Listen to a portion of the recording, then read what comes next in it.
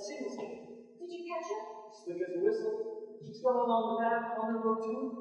I jump out from behind a tree. I says, "Sister, there's a man here who wants to see you." Should have heard her yell. She's wacky, all right. Take her to number 13 on the west right. West right. She's there now, crying for the dietitian. She's screaming and kicking like hell. I'll hold it if you come down closer. Just a second. Dr. Sanderson told me to stay here until she's out of again. You can snap it.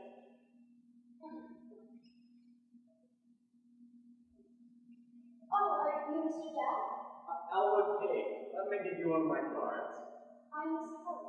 Miss Kelly, you should want to call me. Call me in that one. Don't call me in that one. That's the old one. Thank you. Well, perfectly all right. And if you lose it, my dear, don't worry. I have plenty more. Won't you have a chair, please, Mr. Dad? Why, thank you. I'll have two.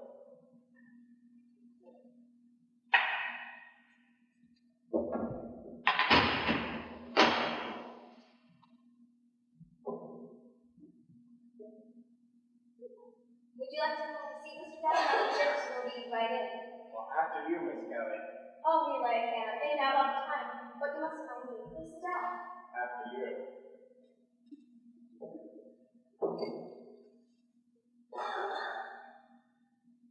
Would you like a magazine to look at, Mr. Dad?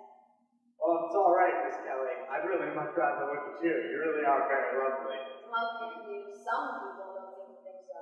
Well, some people are blind. That's very often brought to my attention. And now, Miss Kelly, I would like to have you meet Mr. Dowd. Let me give you one of my cards. Well, Mr. Dowd, I'm Dr. Lyman Sanderson, Dr. Tony's assistant. Oh, well, good for you. I'm happy to know you. How are you, Doctor? That's going to depend on you, I'm afraid. Just, please sit down. Oh, have you met Miss Kelly? Oh, yes, I've had that pleasure. Later on, I want both of you to meet. Later on, I'd be glad to. Just, please sit down. First, I want to say... After Miss Kelly. Sit down, Kelly. Is that chair quite comfortable, Mr. Dowd? Oh, yes. Would you care to try it? No, thank you. Is it too warm here, Mr. Dowd? Would you like me to open the window? Mr. Dad, Dr. Sanderson wants to know if you should open the window. Well, that's up to him. I wouldn't presume to live his life for him. Now, Mrs. Dowd, I can see that you're not the type of person to be taken in by any high-flown phrases or beating about the bush. Is that so, Doctor? Now, you have us at a disadvantage here.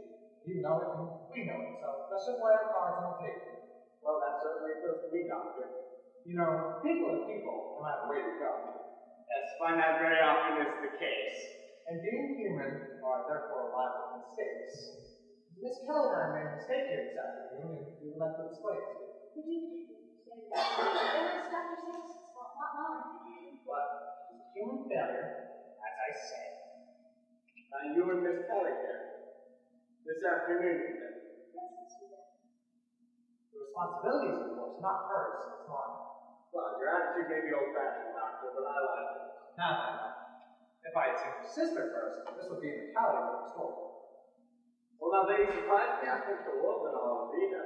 Well, I suppose you'd seen her day. You can't attach any blame to her. She's a very sick woman. She came here insisting you were here for treatment. That's perfectly ridiculous. You shouldn't be upset about me. I get along fine. Exactly. But your sister had already talked to Miss Kelly. They're going to call her with the family lawyer, Judge Yang. Oh, yes, I know her. Know her husband, too. Nice people. Something like that for Mr. Dowd? Oh, what do you have in mind? A light. Here, let me give you a light. Your sister was extremely nervous, and she plunged right away into a heated tirade with the blanket. That was Vita. She became hysterical. Well, I tell Vita not to worry about that. I'll take care of that. Exactly. I suppose you take a drink now and then, same as the rest of us. Yes, I do. As a matter of fact, I would like one right now. Matter of fact, so would I. But her reaction to the whole matter of drinking was entirely too intense. Does she drink at all, Mr. Dowd? No, I don't believe Vita's ever taken a drink. Well, I'm surprised with it. I think she has and does constantly. Well, I'm certainly surprised. But it's not her alcoholism that's going to be the basis for my diagnosis. It's almost serious. It was when she began talking so emotionally about this big white rag. Harvey. Yes, I believe she called him Harvey. Harvey's his name. She claimed they were persecuting her with this. Harvey. Well, Vita shouldn't feel that way. I haven't been persecuting her with Harvey. Now, Doctor, before we go any further, I must insist that you let me introduce. I just want to make my point first, Mr. Dad. There's trouble with your sister and it's been up all night. The condition, I believe, stems from trauma. What? Trauma. Spelled T-R-A-U-M-A. It means shock. There's nothing unusual about it. There's the birth trauma, the shock of the active being born. That's the one we never get over. You have a nice sense of humor, Dad. Hasn't he, Miss Keller? Yes, sir. Well, I may say the same of both of you and Miss Kelly here. Now, to sum this all up, her condition is very serious, but I can help her. She must, however, remain up here temporarily. I've always wanted Rita to have everything she needs. Exactly. Well, I wouldn't want Rita to stay out here unless she liked it out here and wanted it that way. Of course. Did Wilson get what he went after, Miss Keller? Yes, sir. What was Mrs. Simmons' attitude? Not unusual, Doctor. Mr. Dowd, if this were an ordinary delusion, something reflected on the memory picture. In other words, if she was seeing something that she had seen once, that'd be one thing, but I'm afraid this is much more serious. I mean, stands to reason no one's ever seen a big white rat 6 feet tall. Well, not very often. I like you, Dad. I like you too. And Miss Kelly. I like her too. So she must be committed here temporarily. Under these circumstances, I would commit my own grandmother. Does your grandmother do it too? It's just an expression. Now, would you please sign these temporary papers as next of kin? It's just a formality. You better have Rita do that. She always does all the signing and managing for the family. She's good at it. We can't disturb her now. Well, perhaps I better talk it over with Judge Gaffney. You can explain it all to her later. Tell her I advised it. I mean, it isn't as if it's been forgotten or inquiries. I do I had it. I'll make it a full visitor's passport. When would you like to come back? Wednesday? Friday? Well, you and Miss Kelly have been so pleasant. I can come back right after dinner. About an hour. Well, we're pretty busy around here, but I guess it's all right. Well, I don't really have to go now. I'm not very hungry. Delighted to have you stay, but Miss Kelly and I have to get upstairs now. There's plenty of work to do.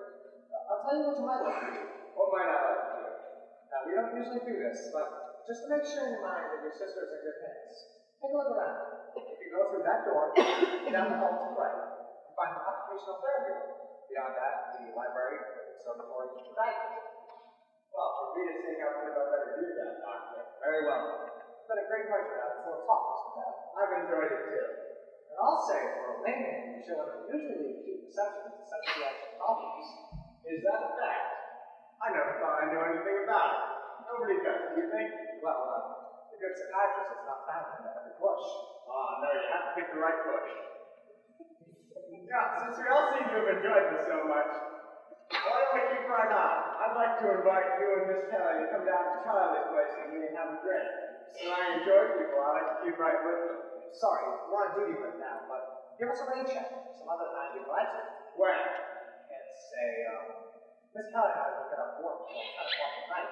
Well, let us go to Charlie's at 10 o'clock tonight. Well, And you, Miss Kelly? Dr. Tony doesn't approve of members of the staff fraternizing, but since you've been so understanding, I should manage it. It's settled then. I'll come out here and pick you up in a cab at 10 o'clock, and the four of us will spend a happy evening. I want both of you to become friends with a very dear friend of mine. Except later on, so later on it shall be. Goodbye now.